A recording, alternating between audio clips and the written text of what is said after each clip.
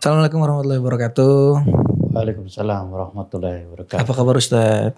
Alhamdulillah sehat. Alhamdulillah sehat. Ustadz boleh diperkenalkan dirinya dulu Ustadz? Ya. Nama saya Abdurrahman Wali.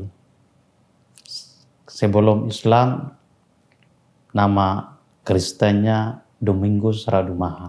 Oh, Ya. oke. Sekarang tinggal di Sumba, NTT atau di Kodi? Saya tinggal di Sumba Timur. Sumba Timur. Dengar-dengar Ustadz, bukan dengar-dengar. Tadi Ustadz bilang Ustadz mualaf juga berarti dengan nama Domingus itu. Alhamdulillah. Memang dari tahun 2000 saya masuk Islam. 2000 berapa Ustadz tepatnya? 2000 lah. Tahun 2000-an? Iya. tahun Masuk Islam? 2000-an, iya. Oke. Apa dari dulu keluarga ada yang muslim atau memang seluruh keluarganya non muslim? Kalau keluarganya non muslim, Non muslim. Semua nggak ada yang muslim. ada sih. Ada, tapi jauh mungkin. Jauh masih. Masih sanak family cuma jauh Ustaz ya. Ya, maksudnya kalau keluarga yang terdekat ya tidak ada lah gitu. Berapa keluarga Ustaz kalau boleh tahu dari satu keluarga ayah ibu itu? Keluarga kandung. Kalau satu keluarga, kalau kita di antara bersaudara ini kan ada 7 7. orang. Jadi kita semua sudah 5 orang yang sudah masuk Islam. Masya Allah. 5 orang. Ya, Itu gimana ceritanya Ustaz? Mungkin Ustaz bisa cerita pengalaman Ustaz waktu masuk Islam. Lalu nanti keluarganya sampai di titik 5 orang ini bisa masuk Islam. Boleh diceritakan Ustaz? awalnya ya. Jadi sebetulnya saya masuk Islam dulunya itu bukan karena paksaan atau bukan karena dorongan dari orang lain gitu. Baik. Bahkan saya sendiri itu yang minta untuk diislamkan. Apa yang membuat Ustaz tertarik sama Islam? Padahal kemungkinan dari namanya Ustaz apakah termasuk Kristen yang taat dulu? Boleh dibilang kalau Kristen yang taat tidak juga. Tidak kan. juga. Cuman memang saya lebih dulu banyak pertanyaan-pertanyaan di dalam diri saya gitu yang muncul. Disebabkan artinya ketika saya itu memang ada keganjalan kan gitu. Ganjalan, oke. Kok kita ini seperti ini dari mana kan gitu. Ya, jadi memang ada muncul pertanyaan-pertanyaan dari manakah kita gitu kan. Sampai ada pertanyaan ketika saya tanya pada saat itu, kita ini dari mana? Dari ibu. Kemudian ibu dari mana? Dari nenek kan, dan seterusnya tuh. Tapi apa yang mendasari Ustadz sampai tertarik sama Islam? Ya, sebetulnya kan saya memang sudah sejak dari kecil itu memang saya sudah tinggal dengan orang Muslim itu sendiri. Jadi yang saya pelajari pertama itu masalah toharo. Itu belum Muslim. Baru dari bersih-bersih berarti? Ya, dari masalah toharo dulu, masalah kebersihan dulu. Belum masuk Islam, Belum. tapi sudah mengaku diri bahwa Muslim. saya itu sudah Muslim. Padahal belum bersyahadat. Iya, belum. Oke. Lalu? Jadi ketika itu waktu saya masih masih umur 12 tahun. Oke. Itu memang saya sudah mulai belajar masalah kebersihan. Di situ karena memang lingkungan juga ya gitu. Memang dari kecil itu memang saya sudah banyak pertanyaan-pertanyaan bukan kepada orang-orang Muslim. Bukan juga kepada orang Kristen. Melainkan memang muncul dari diri pribadinya saya. Kok kenapa seperti ini kan gitu. Artinya alhamdulillah ketika itu saya dari Kodi. Memang asli saya itu orang Kodi. Kodi kan? Ya, tempat tinggal saya itu di tempat lahir ya. Kodi. SBD Kabupaten SBD itu. Itu ibu kotanya di Wetabula. Oke.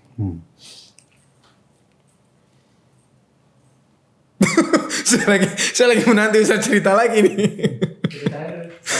Gak apa-apa Ustaz ceritanya Ustaz. Jadi ini pengalaman ya. Pengalaman. Jadi artinya mungkin ini bisa diambil ibrohnya sama teman-teman kita yang nonton gitu. Jadi awal mulanya dulu kan waktu saya berangkat dari sejak umur 12 tahun saya berangkat menuju ke Sumba Timur, ke Kabupaten Sumba Timur tanpa pengetahuan orang tua. Dari Kodi? Iya, dari Kodi itu kan. Baik.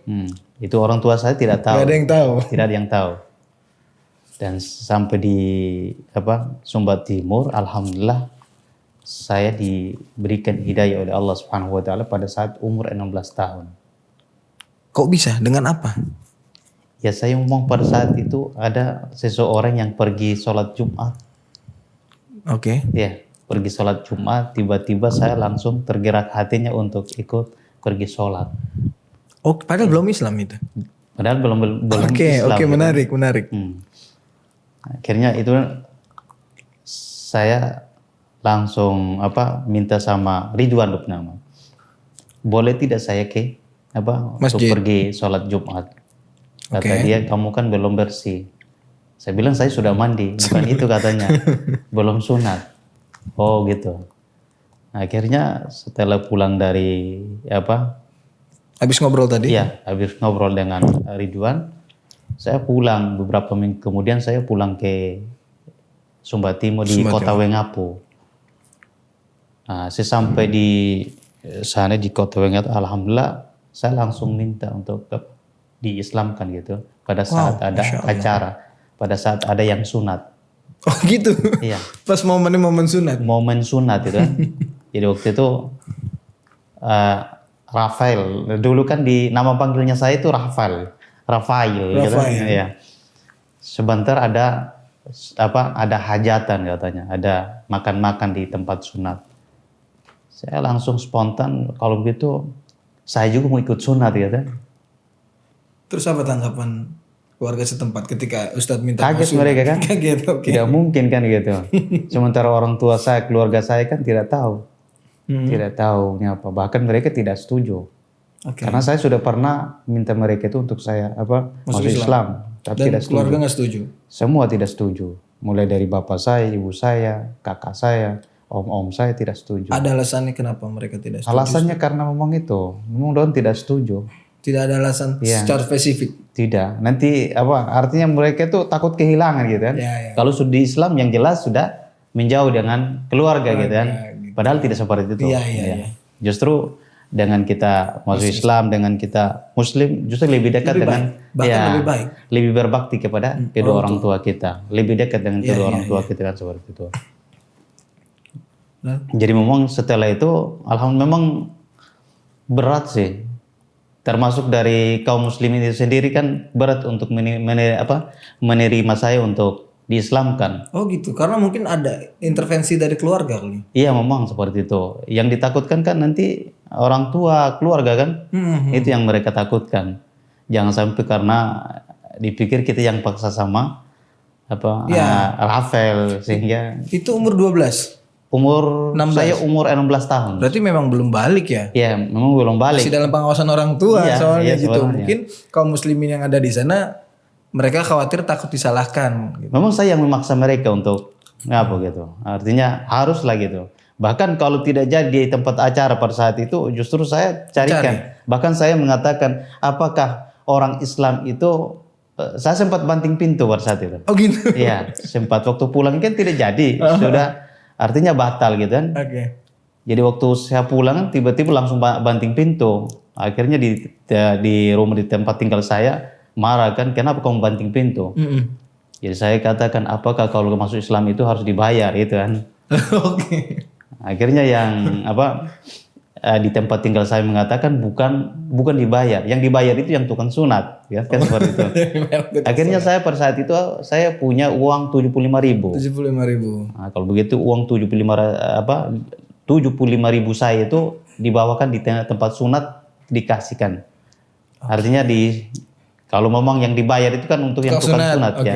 Dibawa di tempat sunat saya, tidak usah di tempat acara kan begitu. Alhamdulillah ada respon juga dari mereka kan, kalau begitu kita bawa kembali kan begitu. Karena memang anak ini dia sudah mati-matian untuk masuk Islam. Mau tidak mau harus uruskan seperti itu. Betul. Akhirnya dibuatlah surat pernyataan. Oh, sertifikat gitu saja. kalau memang kamu berani bertanggung jawab ya sudah kita kasih masuk Islam. Oh, surat perjanjian berarti ya? Iya, Bahasa bisnisnya MOU gitu ya? Iya, seperti itu. Takutnya nanti kan ada tuntutan dari keluarga. Tuntutan dari keluarga. Jadi saya sendiri yang minta kepada mereka buatkan itu, nanti saya yang bertanggung jawab. Oke. Nah, alhamdulillah setelah saya masuk Islam sangat bahagia lah gitu. Baru aja habis sunat langsung dengar azan langsung pergi sholat kan, saking bahagianya itu. Iya. Jadi pada saat itu setelah saya ini masuk Islam, karena memang saya pada dasarnya saya latar belakangnya hanya batas kelas 2 SD saja. Ini masalah pendidikan. Pendidikan, baik. Ya. Jadi saya waktu saya merantau dari Kodi ke Sumba Timur ini, saya sudah tidak sekolah lagi, hanya batas kelas 2 SD. Baik. Tapi ketika saya masuk Islam, saya mau bercita-cita untuk berdakwah. Oh. Tidak berdakwah. Wow, jawaban yang di luar Nurul saya. Karena pada saat itu kan ketika saya sudah masuk Islam, Masya Allah. saya memang sering jelajahi di tempat-tempat kaum muslimin, di pelosok-pelosok, bahkan di masjid-masjid, sering datangi mereka, kemudian sering tanya-tanya kan keadaan kaum muslimin itu sendiri. Jadi hobinya saya dulu tuh tanya kepada mereka ngaji di mana kan gitu. Padahal saya sendiri kan belum tahu ngaji, hanya sebatas Iqra 6. Alhamdulillah saya pada saat itu saya sudah berjanji. Artinya ketika saya dikasih kelebihan oleh Allah untuk membaca Al-Quran, alhamdulillah dalam jangkau 2 minggu saya bisa membaca Al-Quran. Dalam 2 minggu ketika masuk Islam? Ya. Habis masuk Islam? Iya, habis masuk Islam itu memang saya sudah berjanji sama Allah gitu kan. Saya harus berjuang. Ketika saya tahu membaca Al-Quran, maka saya harus perjuangkan ini gitu kan. Dan saya akan mengajarkan Al-Quran kepada orang lain gitu. Ditambah lagi saya baca hadis, khairukum man ta'allamal Qur'an wa 'allamahu. Artinya sebaik-baiknya orang yang mempelajari Al-Quran dan mengajarkan. Jadi situ yang membuat saya tambah semangat kan gitu. Memang pada saat itu juga ketika saya jalan-jalan di kampung, di sebuah kampung yang memang di situ tidak ada yang ngajar ngaji, saya sempat nangis di musola itu karena di musola itu tidak pernah digunakan untuk sholat. Ustaz nangis di situ? Iya, saya nangis di situ. Kemudian setelah saya sholat asar, saya keluar, saya tanya ibu itu di sekitar musola ini ada berapa banyak kaum muslimin? Kata ibu itu banyak. Kemudian anak-anak dorong ngaji di mana? Itu ngajinya di Kemala Putih. Jauh dari jauh sekali, itu sekitar berapa kilo, Ustaz? 2 kilo lah. 2 kilo gitu. Ya. Akhirnya sudah ibu itu dia tanya, memang kamu itu dari mana? Saya dari Kodi. Kamu bisa ngajar ngaji? Saya bilang bisa, padahal baru Iqra 6. Masya Allah. Tapi seenggaknya saya memang punya ya? Iya. Punya basic lah. Iya, memang saya sudah punya basic untuk apa? Karena memang saya sudah janji. Karena dalam jangka 2 minggu itu saya bisa baca Al-Quran. Masya Allah. Ya, walaupun saya sudah Jadi dalam jangka 2 minggu itu saya di Iqra 6 sampai dinaikkan di Al-Quran besar itu kan. Juz amma lah ya? Di juz amma, alhamdulillah. Setelah itu saya ngajar ngaji. Saya dipanggil Ustadz, Allahu Akbar. Saya saya bilang, ibu saya ini kan bukan Ustadz. Kalau mau diajarin kalau saya itu kan maunya ngajar ngaji saja di daerah itu kan gitu. Yang penting mereka tuh mau gitu kan. Memang pada saat itu ya agak berat sih ya. Dikarenakan saya sendiri kan terbatas keilmuannya. Iya. Ya mau tidak mau harus gitu. Harus kita lakukan. Karena memang saya juga sudah janji sama Allah ya? Sama Allah gitu. Jadi saya harus berbuat apa gitu kan. Ya dengan cara ini sudah. Akhirnya saya pada saat itu keliling Kota Wengapu. Ngajar keliling pakai sepeda dari rumah ke rumah. Jadi saya ngajar ngaji itu dari jam 4 sampai jam 11 malam. Oke. Iya. Jam 4 ke 11 malam? 11 malam baru pulang. Bahkan saya ini artinya saya luangkan waktu untuk ngajar ngaji saja. Itu pada saat saya umur 12 tahun, umur 16 tahun. 16 tahun. Iya. 2 minggu setelah jadi mualaf. Iya, 2 minggu setelah luar biasa, mualaf Masya itu Allah. kan. Jadi memang saya agaknya apa gitu. Artinya semangat lah di dalam berdakwah. Oh. Itu dari jam 4 sore ke jam 11 malam itu makannya gimana Ustaz? Ya pakai tangan sama nasi Jadi sih. sebetulnya kalau cari makan, saya memang waktu itu kerja di orang. Oh gitu. Saya jualan kue. Jual keliling kue. Itu dari pagi sampai Johor, batas itu. Jadi saya memang sudahnya kalau dari pagi sampai Johor itu sudah cukup. Saya tidak mau lagi untuk jualan sore. Karena saya punya tugas. Masya Allah. Tugas yang mulia. Akhirnya ibu itu mengatakan, kan ini kalau kamu jualan sore kan lebih banyak lagi hidupnya persen. Saya bilang memang begitu. Saya cukuplah ini ya yang Allah berikan saya sudah cukup. Artinya saya mensyukuri saya yang ada gitu. Karena daripada saya tinggalkan ini anak-anak yang belum bisa ngaji, ya masih banyak anak kaum muslim itu yang belum bisa ngaji. Padahal di Kota Wengapu itu bukan tidak ada yang bisa ngaji, kan seperti itu banyak ustadznya, banyak ustazahnya. Cuman itu kemauan yang tidak ada. Ya, artinya mereka punya ilmu. Cuman tadi itu, ya kemauan untuk mengajar, mungkin dilihat dari keikhlasan juga. Kalau saya memang ikhlas karena Allah gitu. Artinya saya bukan untuk mencari uang, bukan untuk mencari populer, tidak. Karena janji tadi di awal ketika masuk Islam. Memang janji saya itu karena gini, jujur aja, saya sejak saya tidak sekolah ya, hanya sebatas kelas 2 SD kan. Saya kan boleh dibilang saya tidak tahu membaca, tidak tahu menulis. Ya. Akhirnya semakin hari saya semakin mempelajari gitu. Belajar membaca, belajar menulis. Kemudian saya belajar membaca Al-Qur'an. Ditambah lagi saya baca di dalam firman Allah Subhanahu wa taala di Al-Asr. Ya, wal asri innal insana lafi khusr illa alladzina amanu wa 'amilus solihati wa tawassaw bil haqqi wa tawassaw bis sabr. Dan ternyata di dalam firman Allah itu sendiri wal asri demi masa Allah bersumpah innal insana lafi khusri, sungguh manusia itu berada di dalam kerugian ilal ladzina amanu, kecuali orang-orang yang beriman, ya. Tidak cukup dengan beriman, wa amilas solihat, artinya dengan beramal soleh, wa tawassaw bil haqqi wa tawassaw bis sabri. Dan disitulah wa tawassaw bil haqqi, ya, saling nasihat menasihati demi kebenaran, dan saling nasihat menasihati demi kesabaran. Dakwah ya. Dan memang ini di dalam ayat ini sudah cukup bagi saya untuk saya menyampaikan, ya. Sudah cukup bagi saya. Karena memang Allah sudah memperingatkan gitu. Artinya dakwah, mengingatkan kepada orang lain kan penting, ya. Di ayat yang lain juga Allah Subhanahu wa taala berfirman, "Wa zakir fa inna zikra tanfa'ul mu'minin." Ya, berilah peringatan karena peringatan itu bermanfaat bagi orang mukmin. Kan seperti itu. Betul. Artinya kalau kita sering mengingatkan kepada sesama, apalagi sesama saudara yang seiman, seakidah dengan kita, insya Allah itu sangat bermanfaat. Dan sampai saat sekarang saya sendiri itu memang sangat semangat. Bahkan orang yang punya ilmu, yang punya, artinya boleh dibilang mereka setelah pulang dari pesantren, mereka tidak memikirkan itu. Sedangkan saya yang punya keterbatasan masih memikirkan untuk masa depan, ya, anak-anak. Karena ini regenerasi, penerus. Siapa lagi kalau bukan mereka kan seperti itu.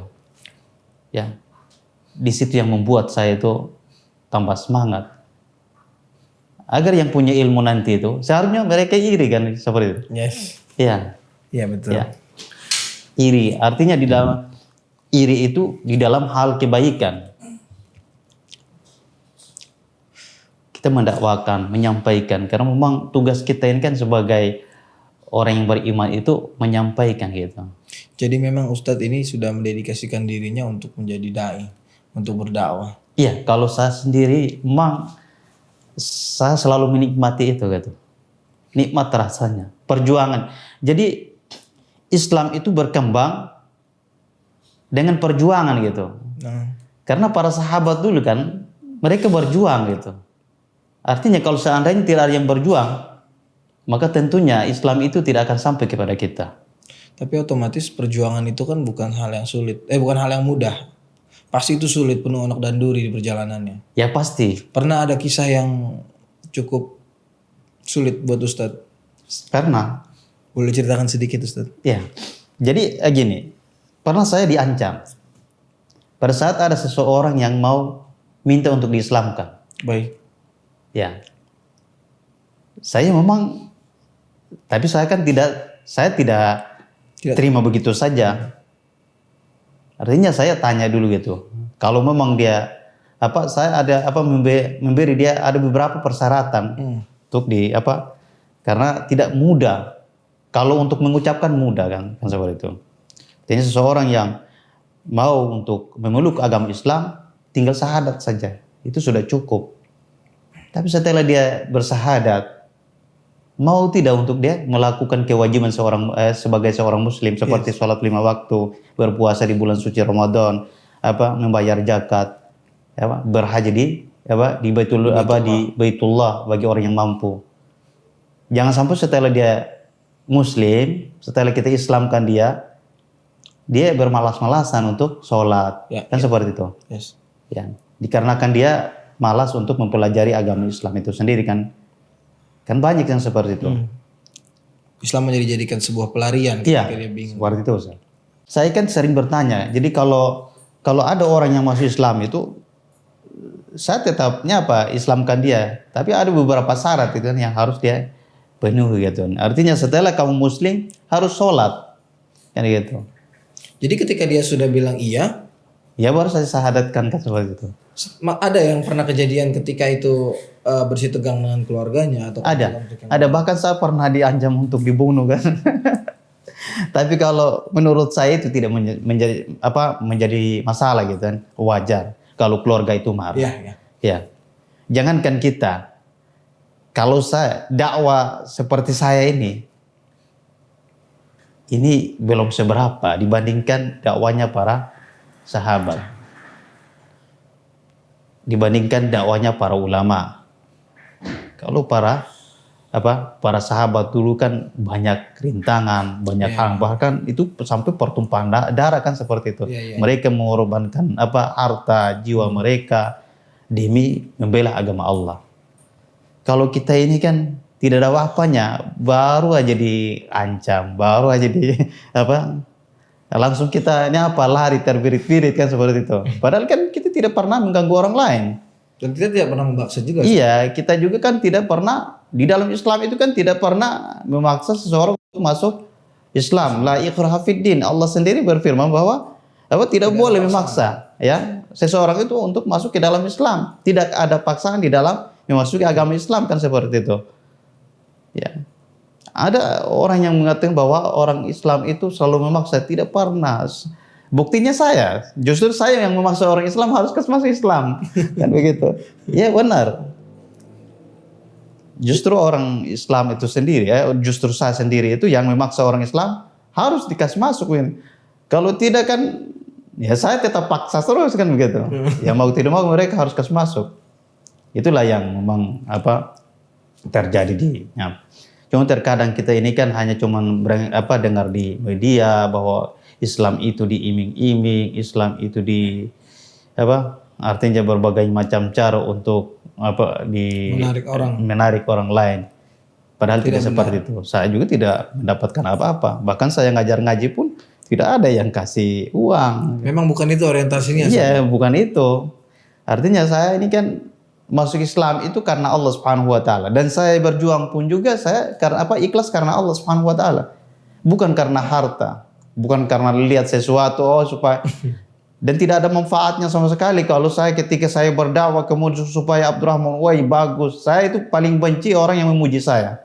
Jujur aja. Karena Kenapa? Ketika ada yang memuji saya bahwa Abdurrahman itu bagus, itu yang melemahkan saya sebetulnya. Bukan, iya. Karena ketika dipuji nanti, justru saya lemah. Di situ di dalam dakwah saya itu tidak akan ikhlas. Berarti lebih baik dicaci, Ustaz. Iya. Karena itu akan menjadikan trigger Itu untuk kan kita sebagai pelajaran. istiqomah. Iya. Masya Allah.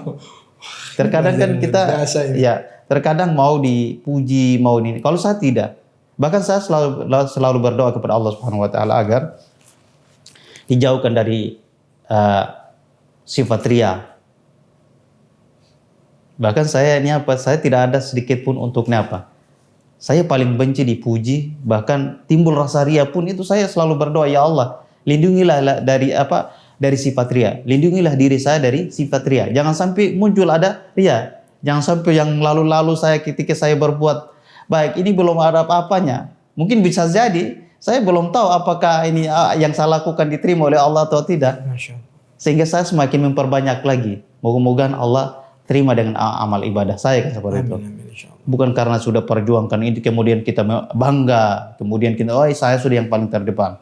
Tidak seperti itu. Belum ada apa-apanya dibandingkan para sahabat, para ulama dulu memperjuangkan agama ini. Baik. Ustadz, masuk ke perihal roja, masalah harapan. Apa harapan dan mimpi Ustadz Rahman untuk dakwah di NTT dan khususnya Sumba ini, Ustadz? Bagi saya sendiri itu harapan kami, ya. Saya ada teman saya itu berasal dari Sulawesi ya, Jamie, dan saya sangat bersyukur, sepaham dengan saya, karena saya itu tidak bisa begitu. Yang kalau bilang dakwah, kapan saya dan di mana saya tetap saya gitu. Tapi begitu saya ketemu sama beliau, subhanallah, dulunya saya pincang, sekarang menjadi tegap. Iya, sudah Ada dua lengkap lah kan seperti itu. Boleh dibilang dulu saya itu jalan satu kaki. Kalau sekarang saya sudah jalan dua kaki. Alhamdulillah. Beliau yang melengkapi. Masya Allah. Dengan adanya beliau, saya tambah semangat.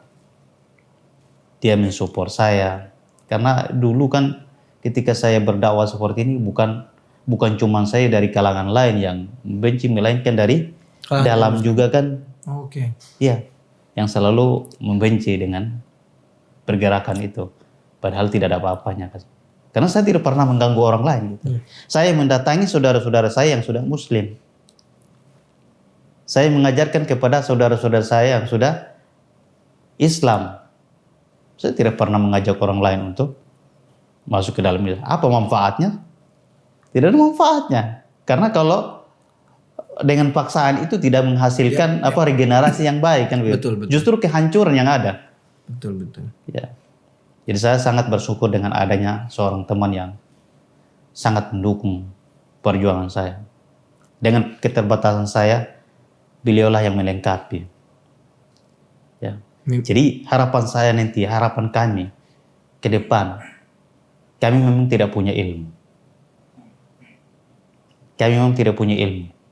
Tapi kami punya harapan. Harapan untuk masa depan. Dan kami akan mengajak kepada anak kaum muslimin, khususnya para mu'alaf dan orang-orang yang memang tidak sanggup, yang mau sekolah, tapi terbatas ekonominya. Iya, yang punya keterbatasan ekonomi. Karena ada para donatur ini yang memang membantu untuk disekolahkan anak-anak NTT khususnya. Karena memang di NTT itu sendiri kan membutuhkan pendidikan. Ya. Pendidikan sangat minim sekali. Ya, masalah ilmu ini memang sangat minim. Kemudian masalah ekonomi juga itu yang memang apalagi itu ya. Iya, itu yang memang masalah perut ini memang agak susah untuk betul. Jadi kalau sudah, karena memang orang NTT itu sendiri kan ya boleh dibilang keterbatasan ekonomi lah ya. Ya, kalau di daerah sana kekurangan air bersih juga ya di daerah itu kan. Jadi harapan kami nanti moga-moga semakin banyak lagi yang para donatur yang mungkin yang menyekolahkan anak NTT untuk datang ke Pulau Jawa. Setelah mereka pulang dari sini, mereka lah yang akan menggantikan ya perjuangan kami ini ya. Jadi harapan kami itu saja, tidak ada yang lain. Ustaz, nanti di yang pertanyaan selanjutnya ini sebelum pertanyaan ini Cang ya, nanti ente edit ya. Berapa jumlah mualaf di wilayah Sumba Ustaz? Sampai hari ini? Kalau jumlah mualaf itu berapa kakak? tidak bisa hitung gitu. Ada berapa kakak di sana? Tapi untuk yang muslim. Kalau untuk seluruh Sumba? Iya. Seluruh Sumba. Yang Ustaz kasih ini apa begitu? Islamkan. Kalau kemarin saya yang datang minta untuk diislamkan itu sudah 14 orang. 14 orang, masya Allah. Saya sendiri yang Ustaz sendiri yang maksudnya. Ya, alhamdulillah. Dan itu memang, dan sementara mereka sekarang saya tempatkan di TPA-nya Ustadz Mugni. Okay. Sudah ada beberapa orang yang sudah bisa membaca Al-Quran. Alhamdulillah. Ya. Kemudian yang lain sementara belajar. Ya. Itulah perjuangan saya. Jadi memang sebatas itu sudah. Dan anak-anak yang tadi pagi dibawa untuk disekolahkan yang 9 orang yang ini. santri tadi itu yang kita bawa ya. Yang kita bawa tadi itu memang itu anak-anak dari para mualaf. Oke. Ada yang yatim juga ya. Itu memang kebanyakan dari anak para mualaf. Ya. Jadi berapa persen orang muslim di lingkungan itu? Paling itu dari 100% itu jumlah penduduk paling 5% aja muslim. 5%? Iya, 95% itu non muslim. Non muslim. Yang terakhir Ustadz, untuk umat Islam di luaran sana, di luaran NTT, di luaran Sumba, dan para dai yang ada di kota-kota, apa yang mau Ustadz sampaikan ke saudara kaum muslimin ini? Jadi bagi orang yang punya harta, kalau tidak bisa berdakwah, ya dengan hartanya gitu. Artinya menyumbanglah harta itu ke jalan Allah. Karena anak NTT itu sangat membutuhkan. Kalau para dai yang tentunya yang sudah pernah sekolah, ya bahkan sekolah sampai di Timur Tengah, ambillah bagian di dalam dakwah ini. Kalau bisa tengoklah kami di NTT sana. Lihat keadaan kami. Lihatlah kondisi kami. Kami memang betul-betul membutuhkan itu. Dan saya sendiri sampai saat sekarang ini, saya memang marah betul. Ya. Kok ini banyak orang yang punya ilmu tapi tidak punya program apa-apa, jujur. Kan gitu. Banyak yang punya ilmu. Kalau saya kan kalau seandainya saya punya ilmu banyak, insya Allah tidak perlu saya harus ada harta dan lain sebagainya. Tapi alhamdulillah saya dengan dari hati nuraninya saya, dari keikhlasan saya tetap saja jalan gitu. Walaupun saya kekurangan ilmu. Yang kita sayangkan ini kan orang yang berpendidikan, yang sudah S1, S2, tapi tidak punya pergerakan. Diam. Banyak teman-teman saya yang sudah tamatan pesantren. Setelah pulang dari pesantren, apa yang mereka perbuat? Bahkan saya sampai menangis, kenapa mereka Jadi kita nuntut ilmu itu sebetulnya untuk apa gitu? Apakah untuk diri sendiri atau untuk Iya kan? Untuk umum. Oke lah kalau untuk diri sendiri, kecuali kalau kita tidak punya ilmu, itu barangkali. Tapi kalau kita punya ilmu, kenapa tidak? Kenapa kita tidak salurkan kepada saudara-saudara kita? Kenapa banyak orang yang murtad itu dikarenakan tidak punya ilmu. Dan kurangnya perhatian. Begitu sudah dikasih masuk Islam, dibiarkan begitu saja. Tanpa dibina, tanpa dididik. Mau tidak mau ya, kami yang seperti kami yang tidak punya ilmu, yang terjun di lapangan, yang melihat langsung keadaan mereka. Ada kejadian yang masuk Islam murtad. Ada kejadian Ustadz untuk yang masuk Islam murtad lagi tadi. Saya jadi tertarik ngebahas itu. Iya. Karena nggak ada ilmunya itu tadi. Iya. Begitu dia orang kas masuk Islam, akhirnya karena tidak ada binaan. Itu pernah ini orang tua anak sekarang ini yang ada yang kami bawa sekarang. 9 orang ini. Iya. Ada salah satunya. Iya, sebagiannya kan mereka dulu kan sudah muslim. Oh, oke. Akhirnya mereka murtad.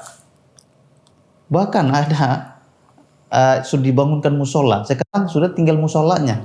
Ya Allah. Sudah tidak ada muslimnya di daerah sana. Jadi itulah keprihatinan kita di daerah NTT ini. Jadi kalau ada yang punya harta, walaupun ini ya dengan harta itulah membantu anak NTT untuk mensekolahkan mereka, kemudian membantu orang-orang yang berdakwah di daerah sana. Karena memang itu yang dibutuhkan. Kalau tidak, maka kita tidak akan berkembang. Jujur aja, ya. Baik. Tidak mungkin kita fokus, ya. Karena hanya terbatas saja di wilayah itu saja. Kalau untuk menjangkau di daerah-daerah yang jauh tidak mungkin. Ya betul. Karena keterbatasan itulah yang membuat kami ini gitu. Ya semoga Allah mudahin urusan kita semua Ustadz. Ya. Terutama dakwah di Nusa Tenggara Timur, Waingapu khususnya di Sumbang. Nanti semoga dengan adanya video ini mungkin teman-teman yang lain bisa ketika mereka mau punya ilmu dan mereka mau sinergi sama Baitul Maqdis yang sekarang Ustadz. Ya, insya Allah. Mudah-mudahan ke depan nanti semakin lebih baik lagi kan. Amin, semakin banyak ada regenerasi yang cerdas, ya. Artinya sehingga nanti setelah mereka pulang dari Jawa, mereka lah yang berdakwah di sana. Amin, amin. Karena kami semua pasti akan menuju kepada artinya kita sudah tua lah, ya. Jadi harapan kami itu kan harapan kita semua ya untuk ke depan nanti kan yang melanjutkan dakwah kan mereka lah kan begitu. Betul. Siapa lagi kalau bukan mereka kan begitu. Jadi tujuan ketika sekolah ini kan agar mereka itu berdakwah. Bukan tujuan ketika sekolah itu agar mereka diam diri di tempat, ya. Kan banyak yang seperti itu. Baik Ustaz. Ustaz jazakallahu khairan Ustaz. Udah udah berikan waktunya padahal waktu istirahatnya kita ganggu, mohon maaf Ustaz ya. Enggak apa-apa Ustaz ya. Tidak apa-apa. Habis ini kita makan nanti insyaallah. Baik, barakallahu fikum para teman-teman, terima kasih atas waktunya. Semoga Allah mudahkan segala urusan kita. Jangan lupa like, comment, dan subscribe. Sebelum kita tutup, kita ucap alhamdulillah rabbil alamin. Alhamdulillah majelis. Subhanakallahumma bihamdika asyhadu an la ilaha illa anta astaghfiruka wa atubu ilaik. Assalamualaikum warahmatullahi wabarakatuh. Waalaikumsalam warahmatullahi wabarakatuh.